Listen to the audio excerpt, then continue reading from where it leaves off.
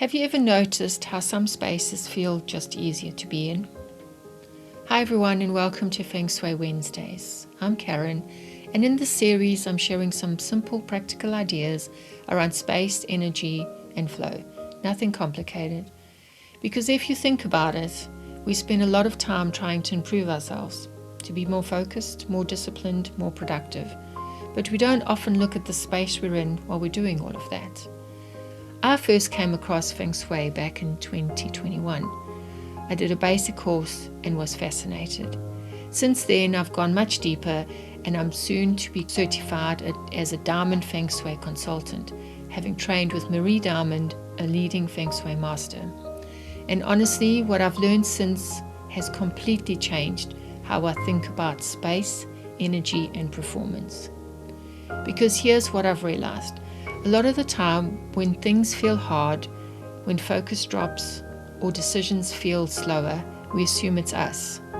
We need more discipline, more focus, but often it's the environment. Now, when people hear Feng Shui, they often think it's something a bit out there, but actually it's very practical. It's really about how energy flows through the space around you and how that affects how you think, feel, and perform. It's been used for thousands of years in homes, businesses, and even entire cities. And at its core, it comes down to a simple question. Does the space support how you want to feel, think, and perform? Because the way energy moves around you really does shape how you show up. So think about it, a typical workday. You sit down at your desk with good intentions, but a few hours in, your focus isn't quite there, you're jumping between things, everything feels a bit slower than it should. By the end of the day, you've been busy, but not necessarily productive. And again, most people think, I need to be more disciplined. But often, it's not you, it's the environment. We all feel this. You walk into one space and feel calm, clear, and comfortable. And yet another, you feel slightly off, distracted, and drained. That's not random. That's the environment.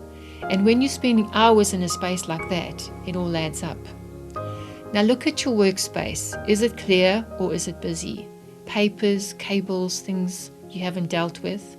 Your brain is constantly processing all of that. Even if you think you're ignoring it, you're not. So naturally, distraction increases, focus drops, thinking becomes harder. But when a space is clear and simple, you naturally think better. And here's something a lot of people don't realize. Your environment also affects your decisions. In spaces that feel chaotic, pressured, uncomfortable, we tend to delay decisions, avoid them, or rush them. But in spaces that feel calm and supportive, you make better, clearer decisions. So the shift is quite simple. It's not just about improving your work, it's about improving where you work. Because your environment is either supporting you or quietly working against you. So try something simple today. Pick one space, your desk, your bedside, or your entrance. Clear it, reset, simplify it. Then just notice how it feels. Over the next few weeks, I'll share more of things like your front door, clutter, desk position, and personal energy number. And I'd love to know what space in your life feels the most frustrating right now. See you next week for Feng Shui Wednesday.